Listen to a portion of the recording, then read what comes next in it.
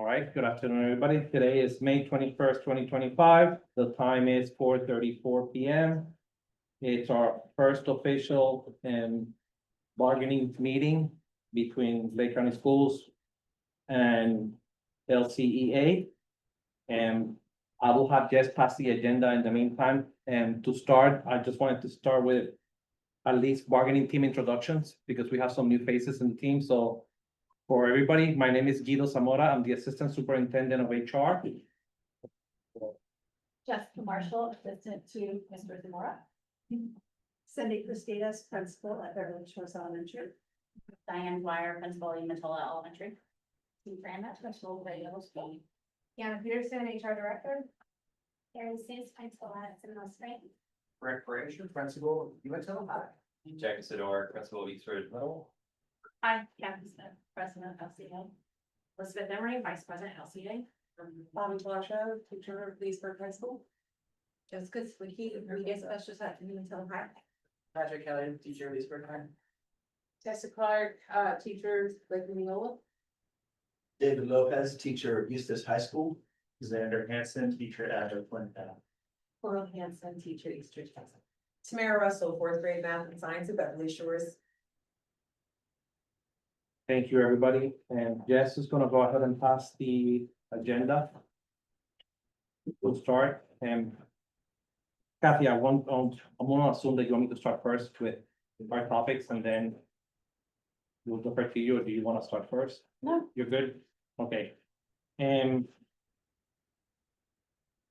part of today's meeting, I wanted to start with something that we've been, obviously a lot of you are aware of the budgets that every school district is going through right now, based on Tallahassee and what they are forecasting, and they haven't reached an agreement. So, but for now, we want to give you an update on where we stand as far as our budget in our district.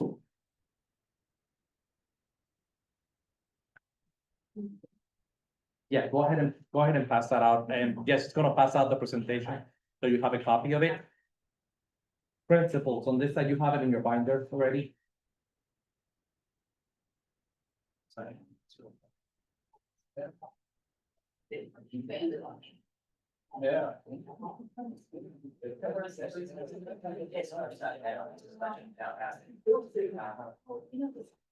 Yeah, makes sense. I like people to know, so let's say it again.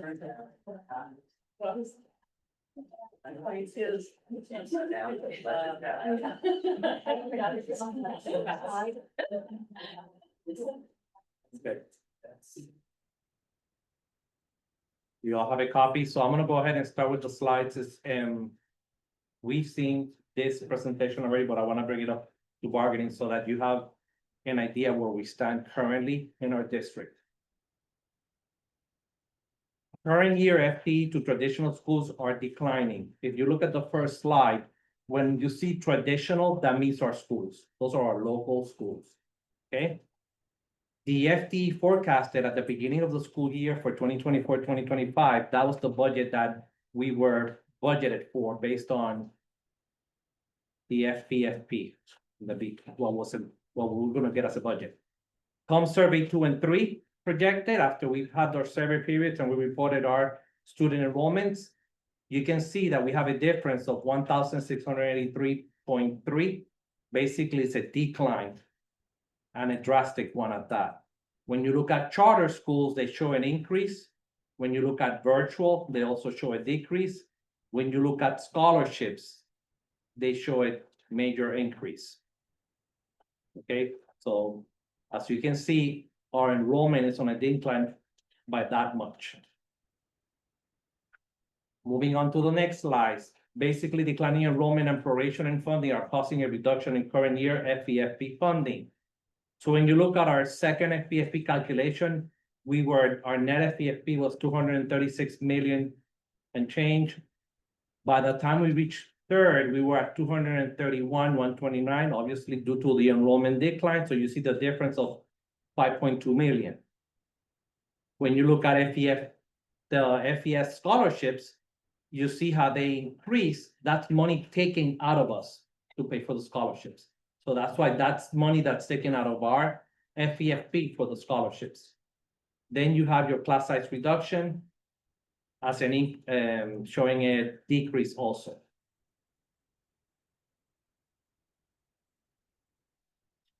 When I move to the next slide, we all know and we discussed that even though our district has made some strides in trying to make some adjustments in lieu of insurance claims that are an increase in health insurance claims is causing a current deficit in our self-insurance fund. We've made some adjustments, but even then, as you can see, when you compare this year, our beginning balance was 8.5 million. Our premium revenues were coming at 54,249, but our claims was 57.5 million. So it's a difference of basically 3.8 million that it's gonna have to come from our general fund. We have to keep a 60-day required fund balance for the insurance, and that's at 9 million. So when you look at it for 25-26, it shows that we are projected at a beginning balance of that 9 million, but our premium revenue needs to go up and we are already short. So that shows a difference of 7.5 million. Our claims, our expenses are rising, but as a reminder, what it's rising per employee contracts, the district must absorb 95% of the premium increase. So that's 7.5, we're gonna absorb 95% of it. I say that because I'm gonna explain something at the end, towards the end. Next slide, we are currently projected another 1,542 reduction in traditional school FTE for next year. Now, that projection is tentatively because obviously we do not have a budget from Tallahassee yet. They still haven't reached an agreement. Based on the House current proposal, we will see an additional 8.2 million in reduction because of this. If that changes, it might be less, or it could be potentially more. We do not know. That's only current forecast based on the current proposed budget in the House. The Senate and the House they're far apart, so they haven't reached an agreement yet. So when you look at a summary of financial impact, our current year, because of our enrollment being down, we are at 16.5 basically $1 million short just for 24-25. Current year projected shortfall in insurance fund is 3.8. Next year's reduction is the 8.2, and that 7.1 million is the 95% that we have to pay for insurance per contract. So our total financial impact is 35.7 million for 24-25 and what's coming 25-26. So basically for this year that's pretty much almost at a close, and for the start of next year together, we are at an impact of 35.7 short.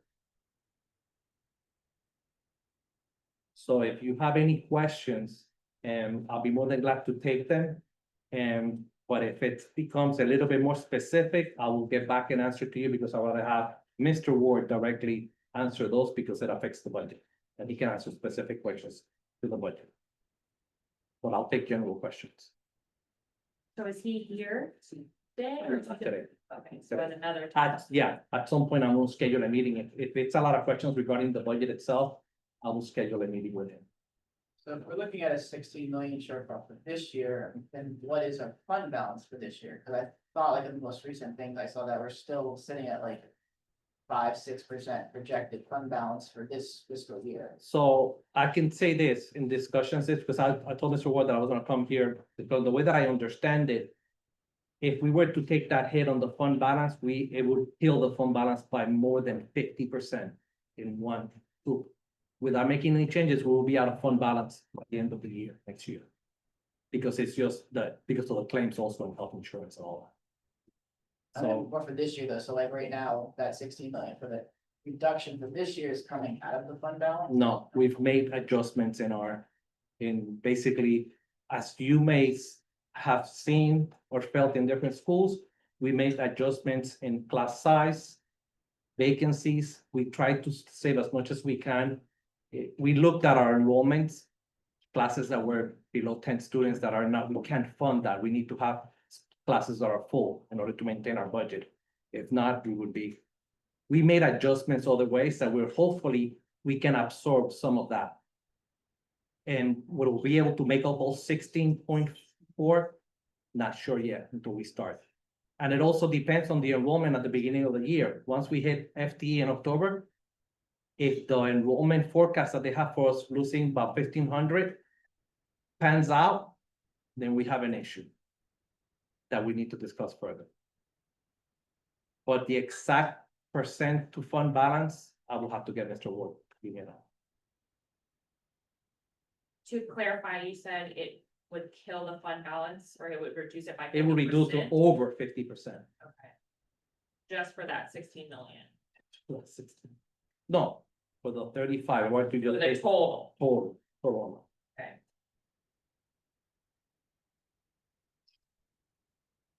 And again, that's just an estimated with some conversation. To be more specific, it all depends how we close out the budget, how we start our new fiscal year, and how the numbers change based on insurance claims and all that. We still got 2 more months of insurance claims. So that can drastically change in 2 months. Nobody gets it. Yeah, No surgeries. we're self-insurance, so we pay for the claim, so therefore it's something that is gonna impact our fund, you know. At the insurance committee meeting last Thursday, I'm getting my dates mixed up. There was a discussion about the general fund, the school board picking up some of that shortfall in the general fund. Is that what this 3.8 million is? Yes. Yes. That's part of it, because by statute, you know, remember that we have to keep 60 days required fund balance for the insurance claims. So if it goes outside that, we can pay it from the 9, but then we still gotta make up, to keep the 60 days. So no matter what, in your budgeting, you're accounting for 3.8 million out of your general fund to cover that. So, okay, that specific question, yes, general fund, but that would be something that I can be more clear to you Okay. with Mr. Ward. Yes. When it comes to the vouchers, do they have, what happens if they're gone, start at one school and then they decide to come back to public school? Does that affect the pay, what we get? Do we get any increase with, or getting any money because of that? I believe it's a proration, but it all depends when the students report it. If we report them on our FTE, we may be able to get some, but not all. So it all depends when the student re-enrolls to our school. I will also find out more information about that, because I know we had cases that there were students with us, missed the FTE, yet we had them for most of the year. Right. So the parents received some funds. That is something that's being audited, and a lot of districts are trying to get resolved with the state. So it's an unfortunate issue that everybody is all districts are being impacted on. Not to mention, we also have a brand new charter school opening up, so I'm not sure how that's gonna affect us. So, Does this budget shortfall and what you calculate in this presentation include? Because I know, and I haven't been able to keep up with everything happening in state legislatures, but my understanding is that there was a bill to reduce funding for AP, CTE, and those types of courses. So does this include that impact? So wait, I'm not sure if it includes exactly that impact, but when I spoke to Mr. Ward, it's based on the current House proposal, not the Senate. So the House had the least amount of money. The House proposal. Yeah. Yeah. Correct, so. Again, I can also find that out and give you that information.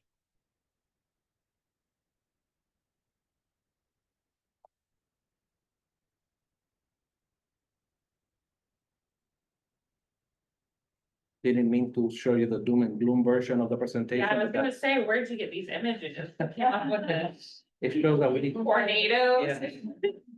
It doesn't look very sunny. The forecast does not look very sunny, There's some so, sun peeking through the first one. so, correct, so.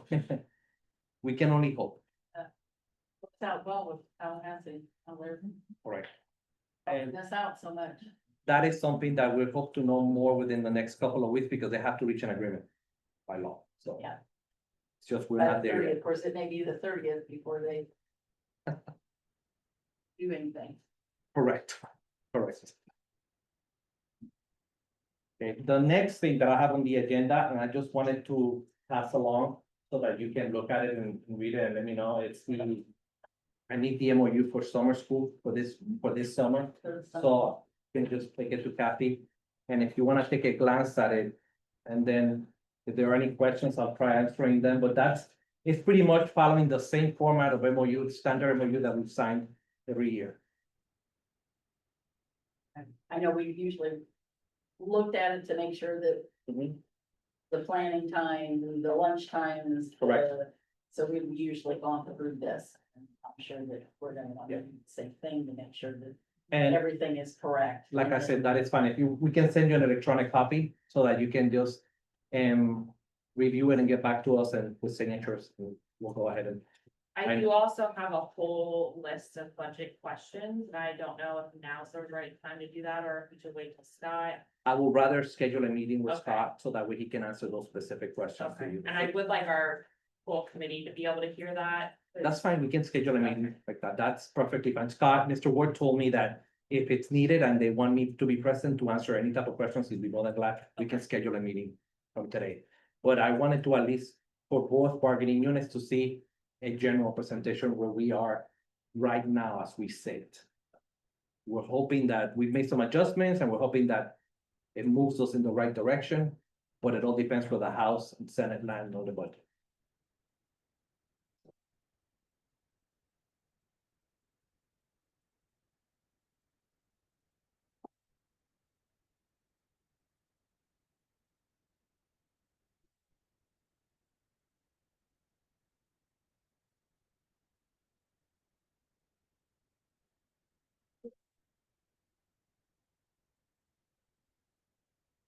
Do you know, I'm talking with Elizabeth on the MOU, it says about the class time from 8:30 to 12:30. It says there includes a 15-minute break.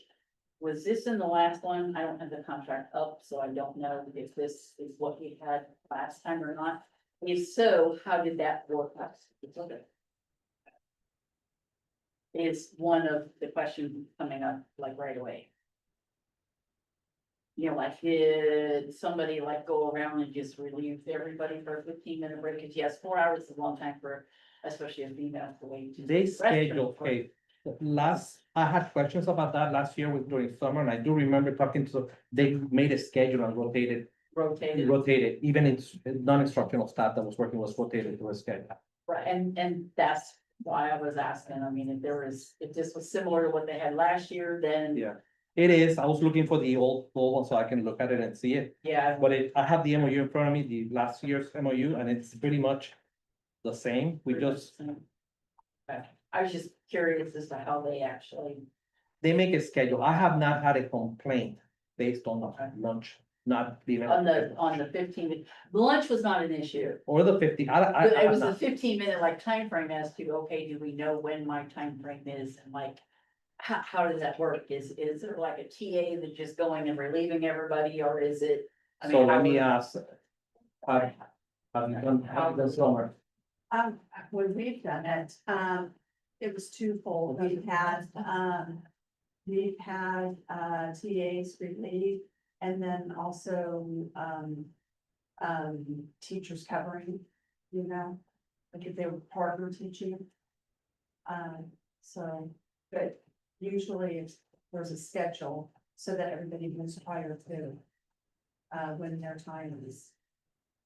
I can't speak for other schools about that, how. Right, I have not, every school that has called me has not been for a teacher not getting lunch.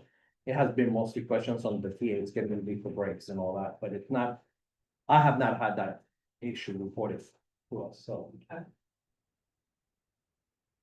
All right, yep, we'll look at this. And make That's sure fine. that we have- If you come up with any questions, you can call me, I'll be in my office, so. I wanted to start today light, basically with introductions and the budget forecast and the MOU, so Yeah. I will defer to you now. You had mentioned that you have some, It looks like in the pre-K is full day. And so is. Lake Hills. It looks like, Okay, looks small, yeah, correct, for a little, 9.5 hour day. Mm, like that on the last one. I believe that's how it was. Yeah. Because it's a four, I don't think it goes 5 days. Yeah, there's only like two that has a Friday, Correct, but like two so Fridays, the rest. they're of the getting days- the hours, so Yeah, they're filling it. notate that, I'll double check that, and I'll get back to you tomorrow. So 4 days a week for pre-K, except for 2 Fridays. And then Lake Hills is 3 days a week. Although it says student days, so are there additional teacher days? Outside, I guess just that Monday, that's a pre-planning. Yeah, because they must not have a Thursday. That's Tuesday and Wednesday, student days, 34, those are the student days that they have for Lake Hills. So they don't go on the Thursday, They don't go on Thursdays, correct? maybe the Wednesday. All right, Kiana, do you recall that meeting, them mentioning that the difference in schedule? If not, that's fine, I can find out all those details, not a big deal. For pre-K, I'm gonna look at pre-Ks last year to make sure. I see there's some pre-planning. But I don't see any other planning time. So when would pre-K? When would pre-K get in planning? they're not gonna pre-plan on the second. That's just a whole day of. It's not daily planning like Lake Hills. Lake Hills has a daily planning. Yeah, this one compared to last year, they had 1 day of pre-planning. 9.5 hours, this one has pre-planning, it doesn't mention the amount of hours, last year we had it set at 9.5 hours for pre-planning. So I may need to ask if I need to include the pre-planning time, that's the only difference that I see.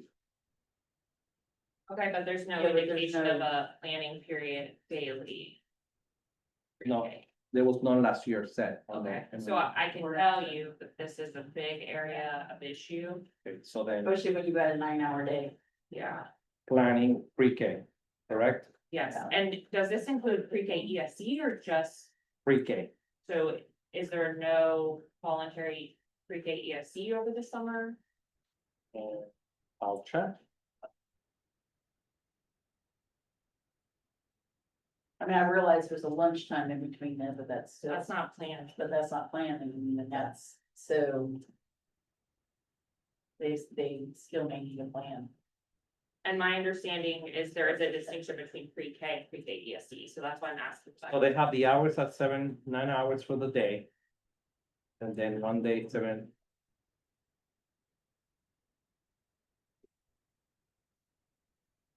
I will find out from the program director.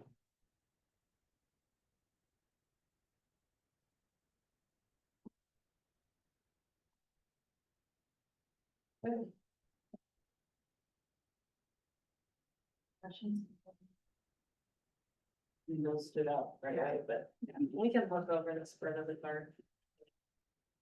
but right now, that's what it was.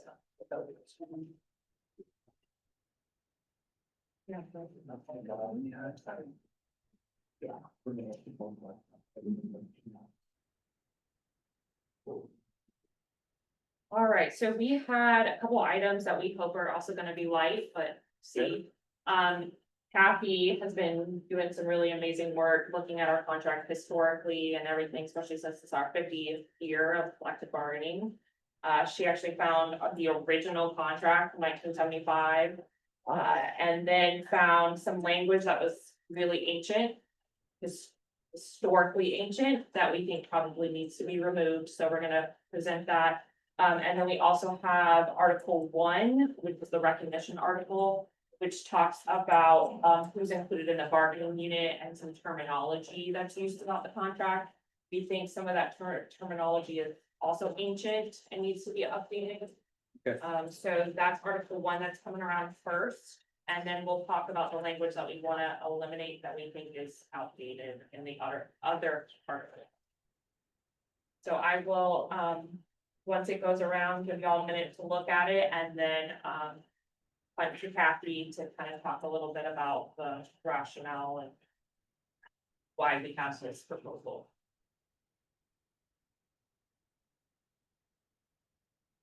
Okay, first of all, the recognition, article is here, just for, so some of the news that may not understand.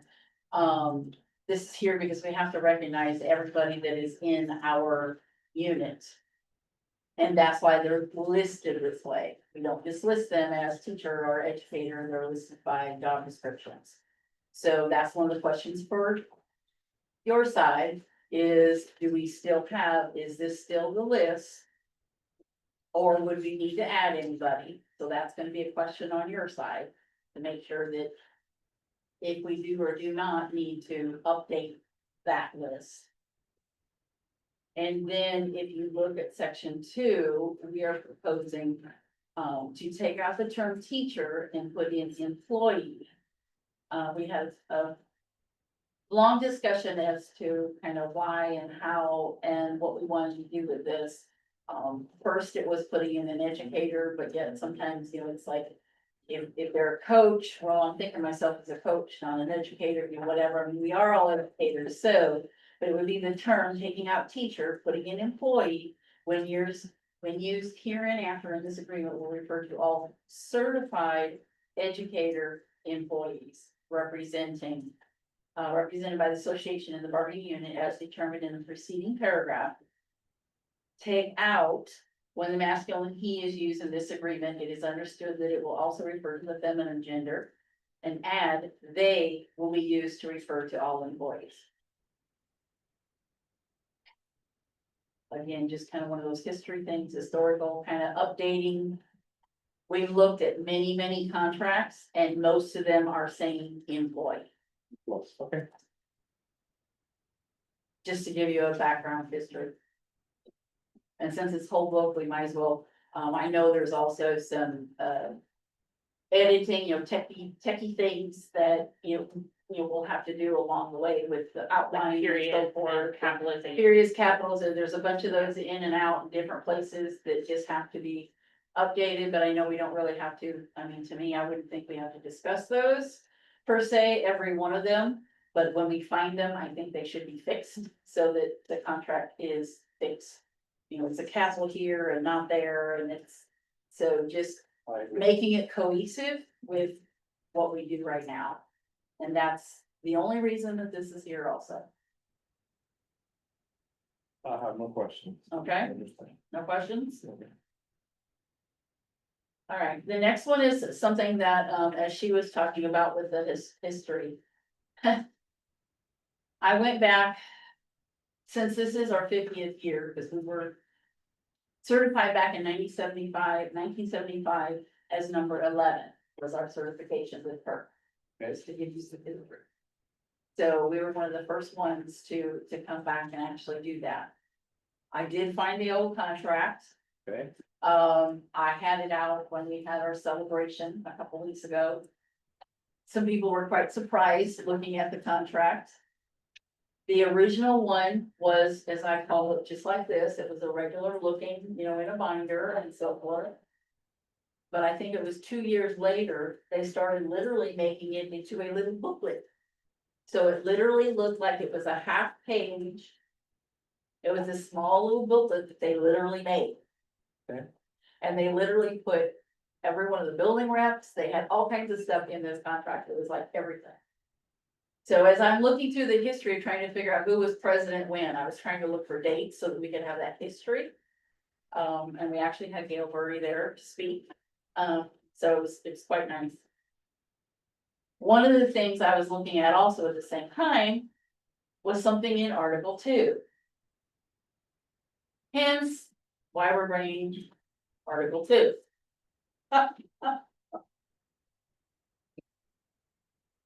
I believe the change is on the back, so Yes, section 8. there's only one change, and it also has to do with Article 25, which I'm now passing around. So just give me a minute and I'll. That's I'll fine. give you I'll those. just- Yeah. In looking at the history, and I asked, do you remember Angela? Our department person. So I said, Angela. I said, this doesn't make sense to me. When I'm reading through section 8. I said, I know I'm the English person, but I said, this just does not make sense to me. So section 8 says matters of common concern may be subject to bargaining during the term of this agreement upon the independent written request of either party and the pre-agreement of the other. Okay, that makes sense. We do that. Okay? Now. Proposing to take out the next sentence that says, however, in accordance with the provisions of the waiver article, neither party will have an obligation to bargain during the term of this agreement. Then it goes on. The waiver article is that Article 25. If you read the waiver article, it is very, I think, confusing. Because it kind of goes back and forth, and we don't do this anymore. And in looking back at the history with the dates and looking at who signed it as a president. To figure out those dates, I found, you never guess when this was brought in. 1980, The waiver article. the waiver article. So I'm assuming the waiver article was then also brought in 1980 under the section 8 in Article 2. We're proposing that we don't need this because it's kind of outdated. It's lived its purpose. We go back and forth and do what is in section 8. Because if someone needs to bring, either party needs to bring something to the table, we look at this and we decide, yes, it's okay, or no, let's revisit some more, or whatever we need to do at that point. So to us, we feel like this is outdated and not necessary. Now, back in 1980, well, 79, 80, because it was not in the contract in 79, in one of those little booklets, But it was in 80. but it was in 80. So all of a sudden it came in 1980 and it has been in there ever since. And I don't think anybody's even looked at this, but when you really take a close look at this, this doesn't make sense, number one. Number two, I don't think we need it. So to make sure that I understand, you're looking at section 8 on Article 2 to remove that line and then delete Article 25. Correct.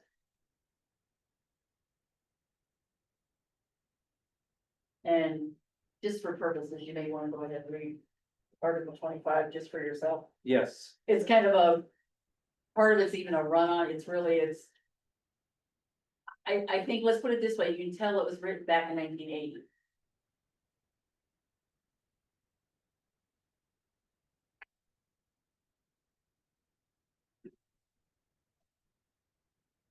But we figured those would be kind of easy things to come to an agreement with.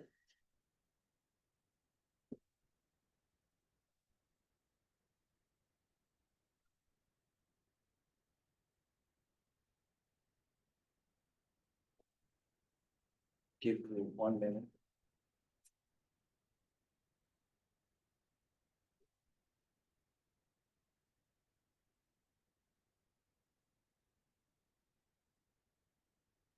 And if you do have other questions, you can always ask. But.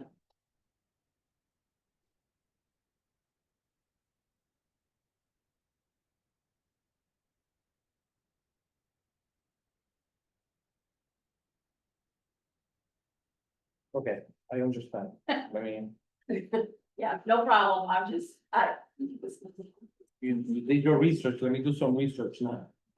I did my research, I don't know whether you can find anything, why it was even brought about, maybe back Right. then. They needed it because they were struggling back and forth, I don't know, but we've always brought things for years back and forth and back and forth, and I'm not for sure why we need that in there.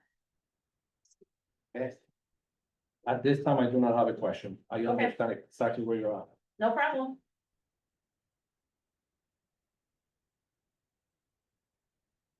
If you do, just let us know.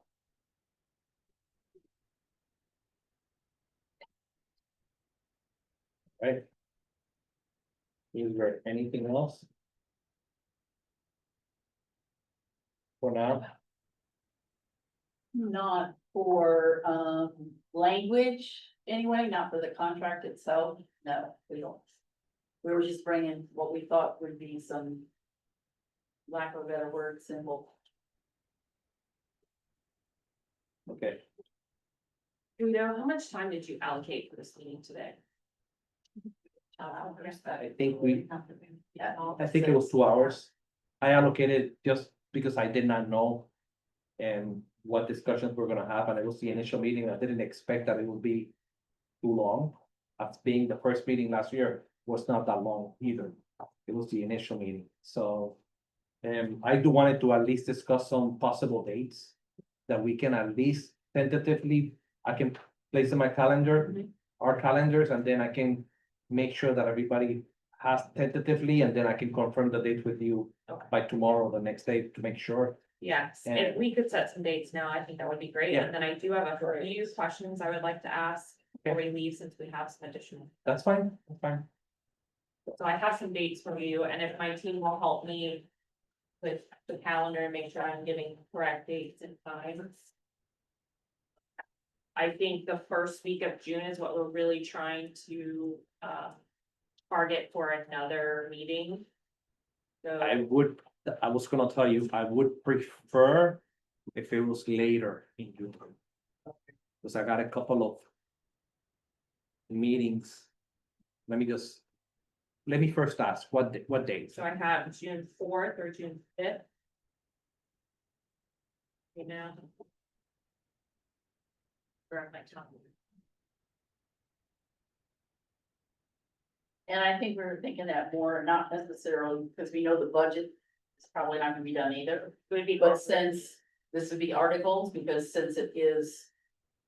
the Whole book, we are looking at, the articles, not just the budget, so it's everything. Hence the idea of bringing the waiver and the other. June 4th, I can do. I have any time right now. I don't know what my team has time wise, but.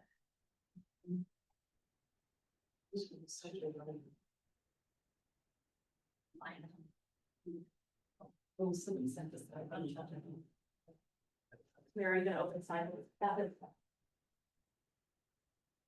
I know, I think writing teams is happening. See, and those are the things that I do not have, there's several things that I need to check. Right, I do know that,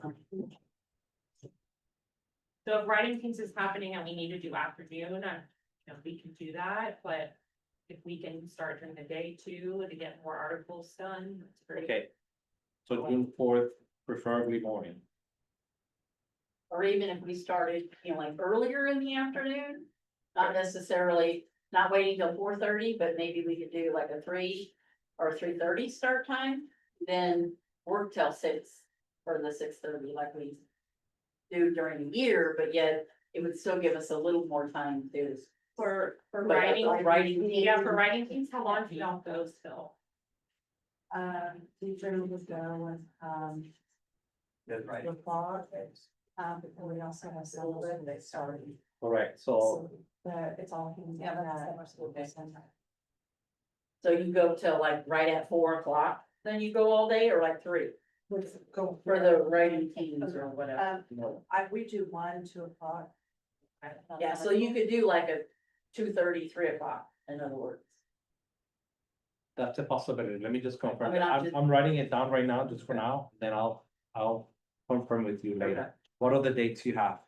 And I prefer late June, like third, fourth week of June. So for us, the only availability left we have in June is really the second to last week of June, so like June 26th.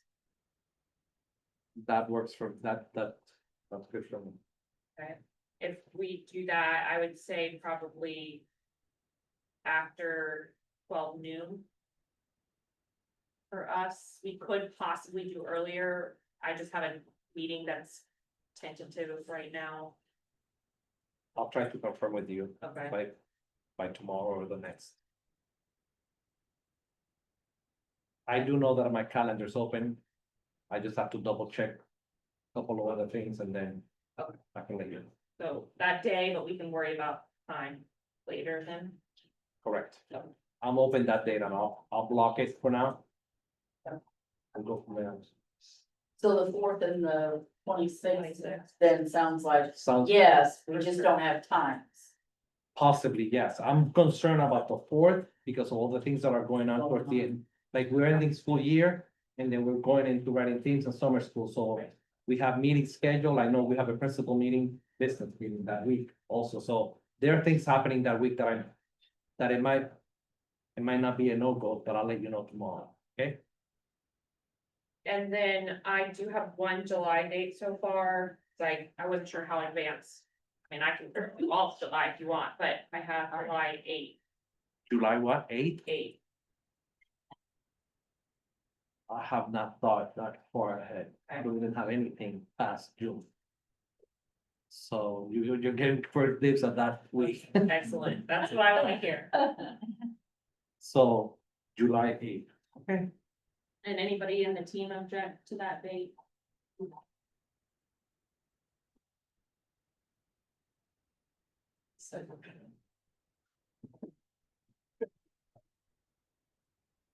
And I understand some of you might have vacations and all that, we'll discuss that later, it's fine, it's okay. Sometime during bargaining, some of you might be here, some of you might not, because of personal schedule, so I get it. And both sides, it kind of seems the same way, because it's like people go on vacation, you can't do anything about it, it's like, so you have partial teams. Is what it is. Yeah, so we have people missing from both sides, so it's okay, and Oh, and just so that everybody knows here, we're kind of tag teaming this right now, because I'm still here till the end of June. Okay. And I'm done as of July 1. So I am retired. Elizabeth will take over as president. Jessica Sawicki will be vice president. And they will take over. congrats. Yeah. July 1st, I'll bring you a new sticker for your laptop. That's a step apart. So, Yes, well, I've been around a long time. I started my career in the fall of 1981, so I'm more than ready to go. it has been a pleasure. And Elizabeth, it's our first occasional bargaining together as chairs, I guess, for this bargaining team, so it's a learning experience for both, Yes. so we'll see where we go. I did have a couple questions if I could. Yeah, Before we that's wrap it fine. up. I wanted to talk a little bit about kind of where we're at, because I did start to hear reports this week. Obviously, we had a conversation last week, I think it was last week, about, you know, the rumored hiring freeze and where we were at on that, and then we were starting to hear allocations were being cut. You mentioned that earlier in your budget presentation, that y'all were doing some adjustments to try to save some money. We weren't fully aware that that was happening, and so I just wanted to find out where we are at that now, and if those positions are starting to be opened up for everybody, because I started to hear that some positions were being posted.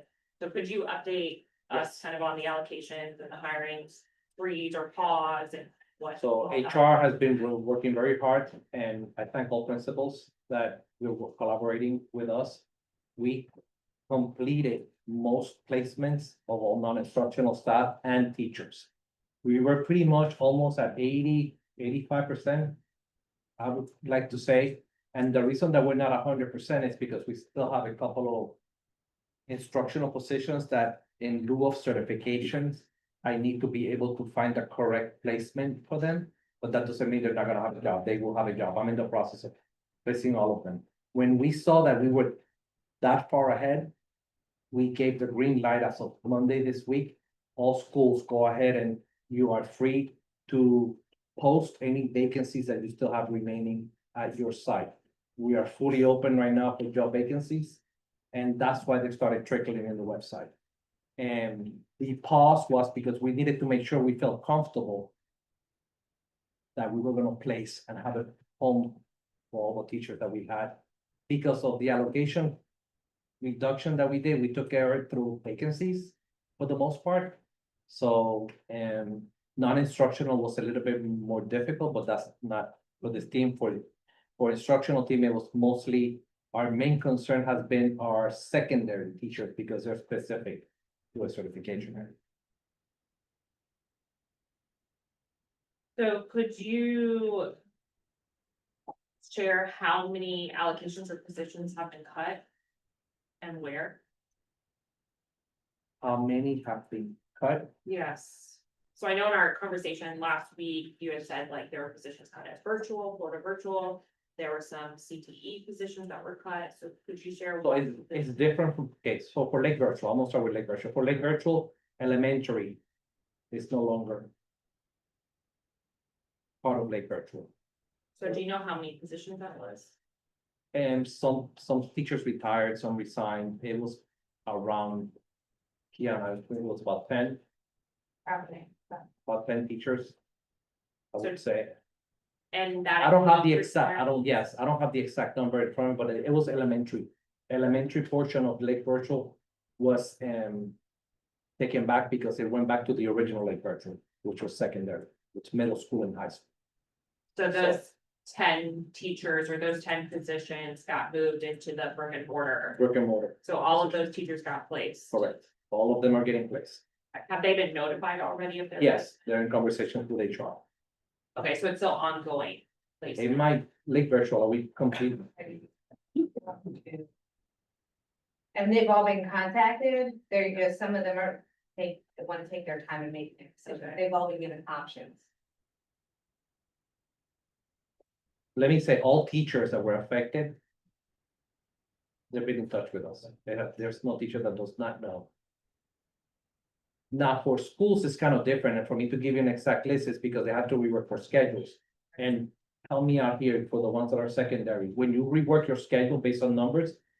What is a reduction of an allocation in one school might look different to another school. So they might rework their science, or they might rework their ELA based on numbers, so it's very hard for me to tell you exactly how many. From each side, because they were working their schedules differently. So when could you get that data? I would have to find out what I can give you. Because I can probably give you numbers of allocations modified, but I don't know exactly which ones how many. Per subject, if that's what you want, it will be a little bit hard for me because. Their needs have changed and are constantly changing week to week based on enrollments, transfers, like. Teachers are leaving, so they have to redo their schedule because they have to do something, it changes every week.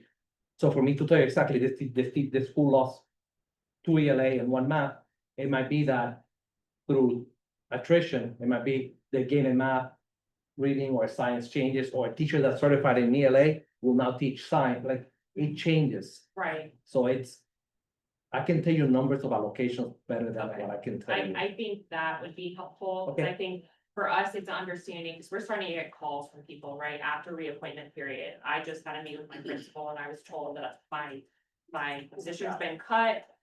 After that reappointment period, right? We had that conversation when I met with you, and so I'm trying to get an understanding of what schools, where is this happening, what programs. That those positions have been cut and told in the last week or so. Right, but even if the teacher was told after the reappointment, as I previously explained and communicated with principals, if they were reappointed during before the transfer period, they have a job. Yeah, and I think that was some confusion too, because, I know the email that you sent out and you read it verbatim for us, so I know what was communicated to principals. But I don't know how well that was portrayed to some of the employees. Some of the employees were confused about whether or not they would actually have a job. And so we're trying to mitigate some of those concerns and convey that, but I think for us, it's trying to get understanding of where these allocations have been cut. Where the positions have been cut.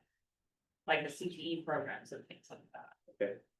Because if it's a certain program that they were so used to, and then all of a sudden now the program's cut. That program may not then be in any other high schools, and so now what? We have one that we cut a program out. We know which one it is, so. Well, I know of a couple, but then I also heard that position suddenly is back, so I'm just kind of confused. So are there more cuts coming or No. more positions being changed? This time we're not making any more reduction. Right, and then I know with The Florida only, virtual, okay, hold on, before I Sorry. say something else, Yeah. I would say there's any other changes that I've been addressing on allocation sheets have been of needed changes based on things that happen, people either transferring in or not transferring and resigning, or I'm not losing that Not allocation, budget allocation. not budget allocation. It's been changes in allocations based on need. And then I know that. It was stated that there's one or two that need to be placed for Florida virtual, but what about for all of the displaced? Like I said, we're in the single digits right now with some of them. Mm-hmm. They all been contacted, we've offered them, and I will be honest and be straight, and I'll be clear with this. Sometimes we contact the teacher, we have a placement for them, but they don't want it. So we're also trying to, and we understand that it's difficult for them to accept a position at a school of not their choice. So they are trying to hold off in telling us yes, but we're trying to work with them. Yeah, so in terms of letting the district know if they're gonna accept that placement, is there a timeline on that, or? Yeah, before the year's over. So like May 30th or thing, or is it like the continuing contract? Like, I don't think I have any PSC September. teacher, I don't have any PSC teacher on placement right now, I think they all have accepted their position. As far as I know. And again, we can check that, I can. You know what, that may be a conversation that I need to call you and tell you exactly who I have still pending, and I can go from there. Because like I said, all of them have been in communication with us, all of them, for the most part, have been offered a job, and the ones that haven't is because we're waiting for an opening or a change in one of the schools because of certification. Some of them have been opened about saying, I will be willing to take it out of field in X, Y, or Z, and then we're also accepting that. We're trying to help.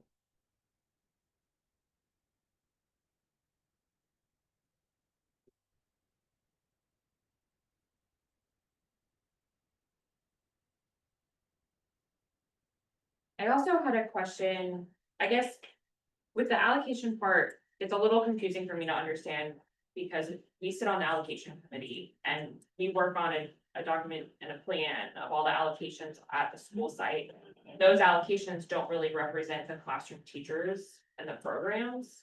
So I'm a little confused at what group meets and decides the classroom teacher allocation, or what that looks like compared to the staffing plan.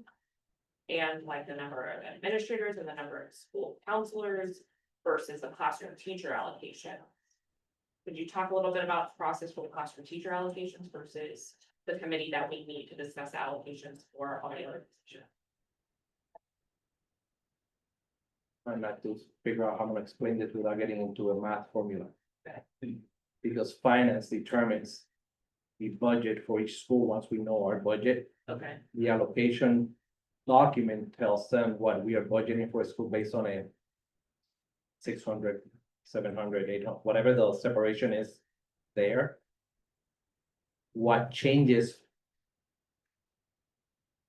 we make as a district for budget purposes has to do also with student counts or class size. So because I understand, at least my understanding from the budget presentations and conversations we've had, that one of the ways that they're looking at reducing that $16 million deficit is changing the number of students per instructional classroom. Right. So, right, so who decides that, or how do you come up with that number? Is that this math formula that you're talking about? yeah, it's just a basic math formula. You look at your current enrollment. And you figure out, you increase on the math formula, how many kids you can make on a scheduler. So is that just done with like Mr. Ward doing his IT support, spreadsheet stuff? no, that's, Okay, IT gets him. I mean, you guys can speak to it, IT gets in on focus with the scheduler. And figure out if you have 120 kids in third grade. Or 130, how many class, if you were to have 4 classes, how many? I mean, elementary is a little bit simpler per se, it's when you get into middle and high. Based on the courses they're required to have for graduation. So it's a little bit trickier in middle and high. so do you have a group that needs to look at that data? That's a decision we make. At our level, senior high.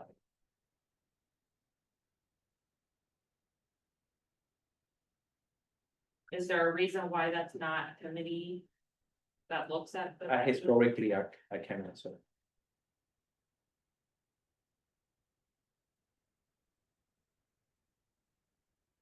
But that, I can say it's a management thing, so.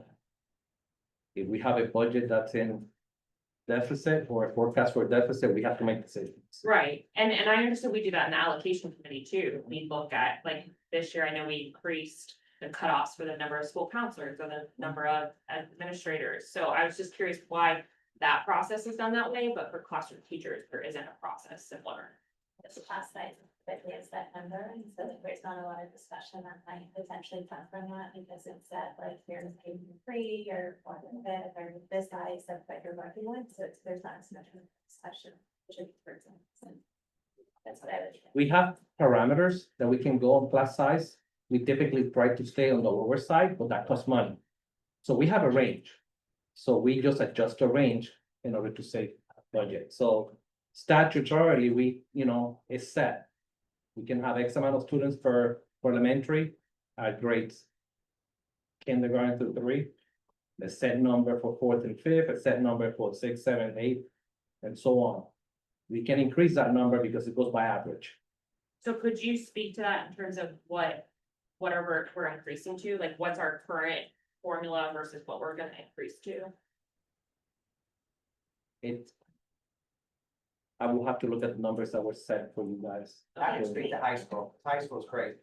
So, when you talk about class size stuff, it's gonna be different depending on the subjects and needs of the students typically. So you have an honors or an AP class, or they're gonna be larger.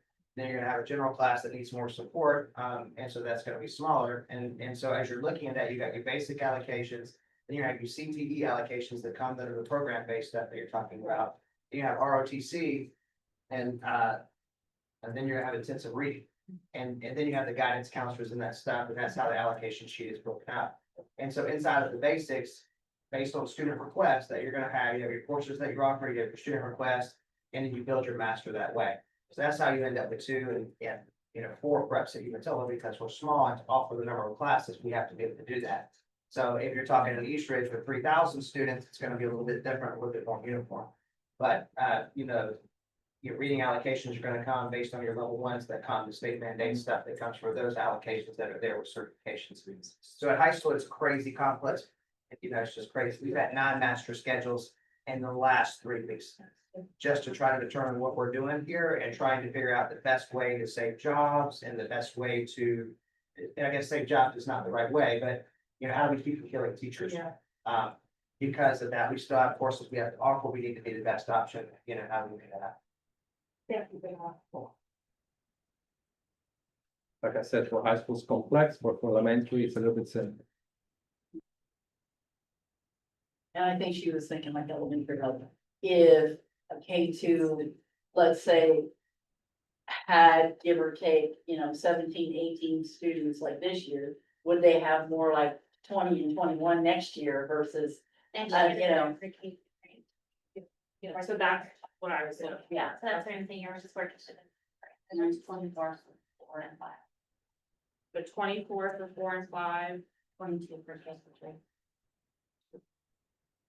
So I think that was better. Is there anything for like? But that's an number? That's an average. Yeah, they It's- thought it's better, like if that stays, we didn't have, like this up and support or that the ratio. as a ratio like in the allocation? Yes. And we can cut it out of the allocation. Thank you.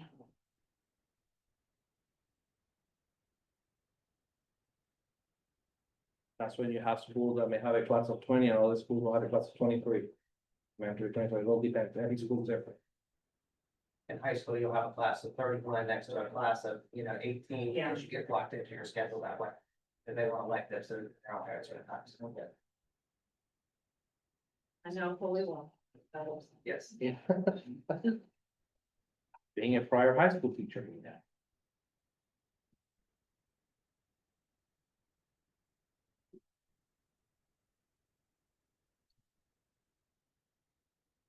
I had another question, and I believe, and have to forgive me, I think it's also discussed in the allocations committee. But where are the extended days discussed, like up beyond the extra days for instructional employees, beyond the 196-day calendar? The last page talk about extended days for some of those. Think so, because I Right. just pulled it up, and looked at it, and it looks like it talks about extended days for ESC and student services. Are those the only departments that have extended days, or the only positions that have extended days? And guidance counselors and Agriculture. agriculture, there are certain positions that have extended days, correct?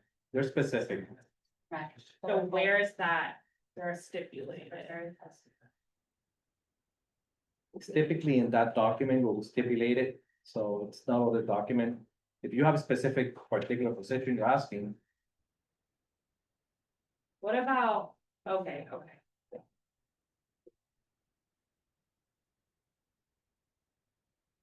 there's a group of positions that have an adjustment up to, because some of them are different within that categories. Like elementary guidance have beyond days, but high school guidance has more days. So, Okay, so that's why there's a range, okay, I see it now. okay? So the reason I bring this up and the question I had is we're starting to hear that some of these extended days have been changed or adjusted. Are you aware of any extended days? that They have will been- talk about it in exchange for a particular position, but that has been declined. That has been, So what there's position are you? discussion about it, but it didn't happen. No, did not happen. What position are you referring to? ESC, It's not changing. staffing or program specialist. ESC school specialist? That's the only I one. don't know if it was school It specialist. was school specialist. Okay. No, that's not changing. So if there was a discussion of cutting contracted days, would that be brought to the? For those committee? positions, that would have to come to the committee, correct? Okay. Yeah. So if we're out at work So when- site and somebody so when- says, I was told my contract days are cut. There was conversation about that. Okay. When it came to me, I said that goes by committee. Okay, That is something we can discuss for next year, possibly, but not at this time because we already approved that allocation okay, for those teachers. If it would have gone forward as a budget reduction, for instance, then I would have called the committee for a okay. meeting to discuss. And bring it back to the board. So there haven't been any changes to this since the February meeting. No, the only changes that you might see in that document, we choose not to fill position. Oh.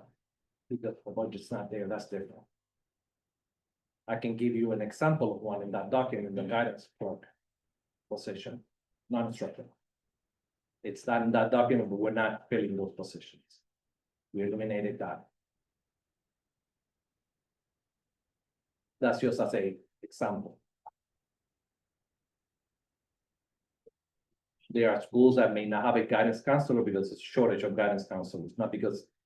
So they choose to change that allocation for a different instructional location. Okay, yeah, because I heard that there were some, like, there was a reduction in the number of, social workers, for example. And is that, It's a professional and no, social workers receive guidance. they're instructional? They're instructional. So is that just, we had some vacancies and we couldn't fill them, so we're just kind of accepting That I would have having to 20 ask, as yeah, opposed to 25? correct. It will be under caseload and I will have to ask ESC Okay, to see what was the reasoning behind that. but in terms of like what's in this document, Is the. Because ESC functions on caseload. So it's different. I cannot tell you exactly why that reasoning, but I can find out. and that would be true of student services too. Both ESC and student services function on caseload? Yes.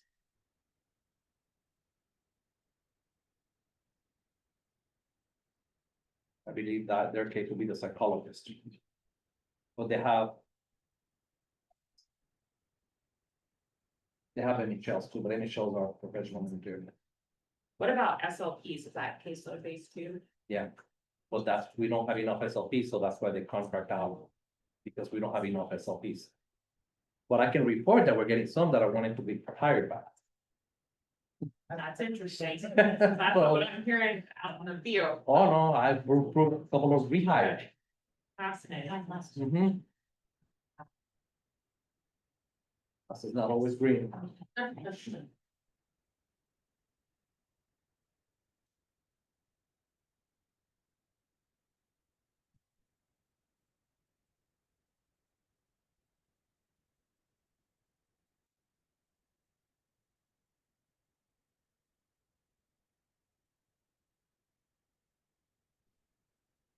Right, I think that's all I have, and I wanted to double check with my teams, make sure there aren't any questions that we should ask now that I didn't ask. Questions? Yeah, I think I have to come back to some.